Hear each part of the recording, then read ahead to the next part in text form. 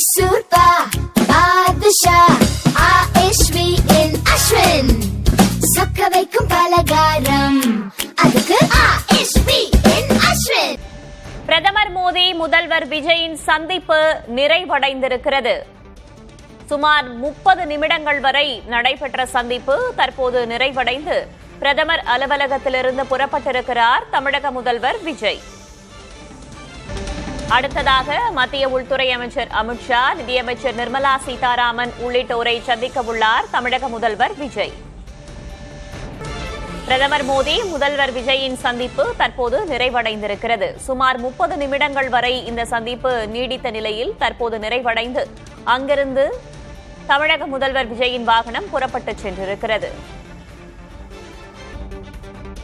பிரதமர் மோடி முதல்வர் விஜயின் சந்திப்பு தற்போது நிறைவடைந்திருக்கிறது. சந்திப்பை முடித்துவிட்டு அந்த பகுதியிலிருந்து கிளம்பியிருக்கிறார் தமிழக முதல்வர் விஜய். அடுத்ததாக மத்திய உள்துறை அமைச்சர் அமித்ஷாவை அவர் சந்திக்க உள்ளார்.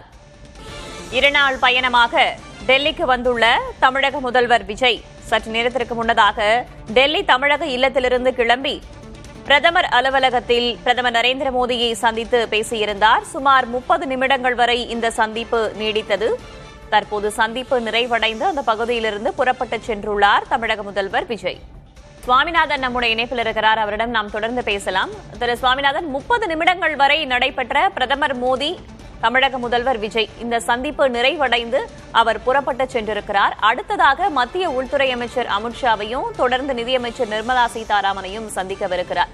மத்திய உள்துறை அமைச்சர் அமித்ஷாவிடம் என்னென்ன மாதிரியான கோரிக்கைகளை முன்வைப்பதற்கான வாய்ப்பு இருக்கிறது, என்னென்ன விஷயங்கள் குறித்து பேசுவதற்கான வாய்ப்பு இருக்கிறது, அதே போல நிதியமைச்சர் நிர்மலா சீதாராமனிடம் என்னென்ன விஷயங்களை வலியுறுத்துவதற்கான வாய்ப்புகள் இருக்கின்றன? நிதியமைச்சரை பொறுத்த வரைக்கும் அவரும் கிட்டத்தட்ட நம்முடைய தமிழர் என்கிற அடிப்படையில் அவரிடம் நீண்ட நேரம், இதை விட கொஞ்சம் கூடுதல் நேரமே உரையாடுவதற்கான ஒரு வாய்ப்பு இருக்கிறது.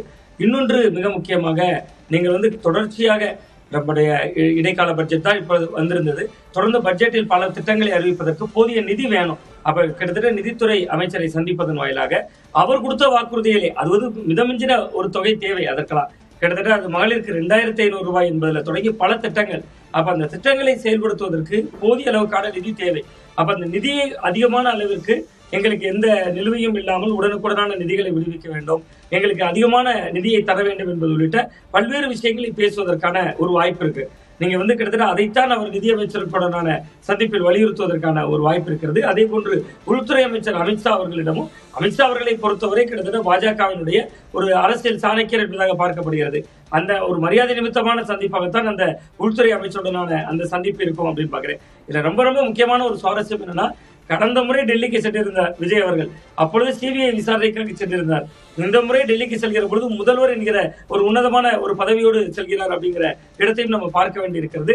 ரொம்ப முக்கியமான ஒரு சந்திப்பாகத்தான் இந்த 3 சந்திப்புகளையும் தான் இன்றைக்கு நகர்த்துவார் நான் பாக்குறேன். கிட்டத்தட்ட அவர் காங்கிரஸ் கூட்டணிக்குள் இருந்தாலும் சோனியா காந்தி, ராகுல் காந்தி அவர்களை இங்கு சந்திப்பதற்கான வாய்ப்பு கொஞ்சம் குறைவாகத்தான் இருக்கும் என்று நான் யூகிக்கிறேன்.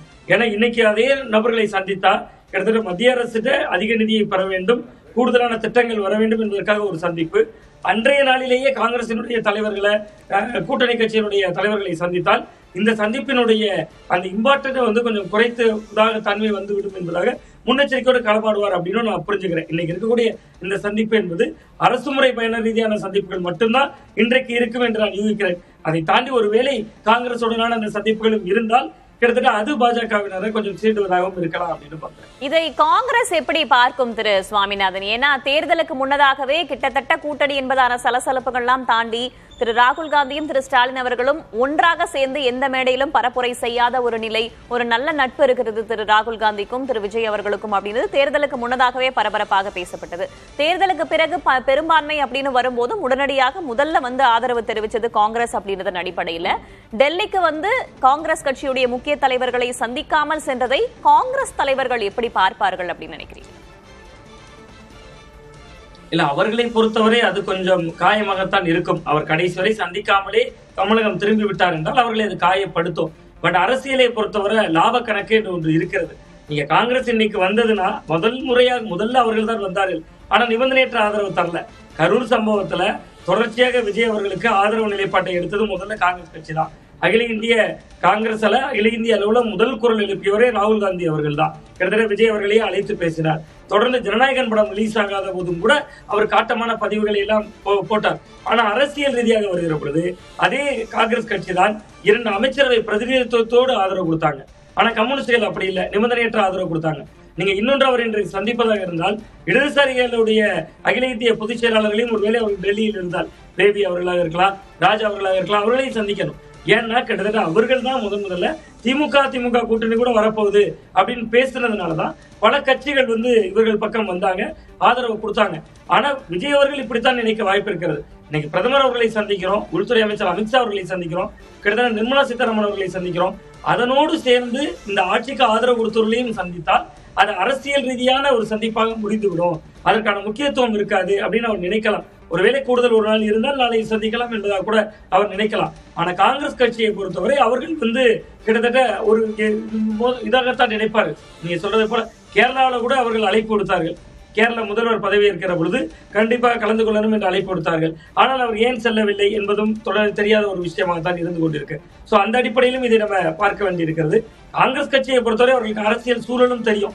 ஏன்னா நீண்ட நெடுங்காலமாக ஒரு பேர் இயக்கம் தான், அதுவும் அவர்களுக்கு தெரியும். இதனால் கூட அவர் தவிர்க்கலாம் என்பதாக தோன்றும். இவர் அலைபேசியில் அழைத்து கூட ஒருவேளை பேசி விடுவாராக இருக்கலாம். சோ அந்த அடிப்படையில் அது காங்கிரஸ் பெரிய எதிர்ப்பாக மாற மாட்டார்கள் என்று நான் நினைக்கிறேன். ஏன்னா இவர் காங்கிரஸை சந்தித்தால் இன்னொரு கோரிக்கை இருக்கு. நீங்க இன்னைக்கு ராகுல் காந்தி அவர்களையோ சோனியா காந்தி அவர்களையோ மல்லிகார்ஜுன கார்கே அவர்களையோ சந்தித்தால் மேகதாது அணை விவகாரத்துல பூமி பூஜை போடுவேன் என்று சொல்லக்கூடிய சிவகுமார் அவர்களுக்கு எதிராக பேசணும். அவங்ககிட்ட கூட்டணி கட்சியினுடைய தலைவர்கள்ட்ட பேசணும். ஏன்னா நீங்க இன்னைக்கு ஒருவேளை மோடி அவர்கள்ட்ட சந்திக்கிற பொழுது காவிரி விவகாரம் தொடர்பாக அவர் பேசியிருந்தார், அதான் சொல்லியிருப்பார். நிச்சயமாக தமிழர் நலன் சார்ந்து விவசாயிகள் நலன் சார்ந்து அந்த விஷயத்தை தாவேகா பேசியிருப்பாங்க, முதல்வர் பேசியிருப்பார். அதே கோரிக்கையை நீங்க காங்கிரஸ் கட்சியிலே வைக்கணும். அப்ப அந்த இடம் ஒரு நெருக்கடியாகவும் உருவாகும் சந்தித்தால் கூட. அப்ப அந்த இடத்தையும் நம்ம பார்க்க வேண்டியிருக்கிறது. அதனால அந்த சந்திப்பு ஒருவேளை நிகழாவிட்டாலும் கூட கிட்டத்தட்ட அந்த காங்கிரஸ் கட்சி ஒரு தொலைபேசி அழைப்பில் இவர்கள் சமரசம் செய்து கொள்வார்கள் என்றுதான் பார்க்கிறேன்.